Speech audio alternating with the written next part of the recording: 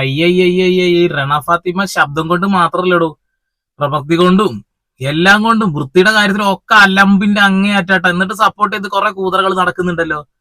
വായിൽ ഇങ്ങനെ നക്കി വലിച്ച് അതേ സ്പൂണിൽ എന്തോ സാധനം ഇട്ട് അതിലിട്ട് ഇളക്കി. അത്രമാത്രം ആളുകൾക്ക് കൊടുക്കാനുള്ള ഫുഡിലെയാണ് വായലിട്ട് ഇളക്കിയിട്ട്. കഴിഞ്ഞ സീസണിൽ നമ്മളെ ജാസ്മിൻ അത് ചെയ്തപ്പോ എന്തൊക്കെയായിരുന്നു ഇവിടെ. അപ്പൊ അതൊന്നും ആർക്കും പറയാനില്ലല്ലേ. അല്ല അടിപൊളി അലമ്പ് നല്ലത്, വേറെ ഒന്നും പറയാൻ പറ്റില്ല.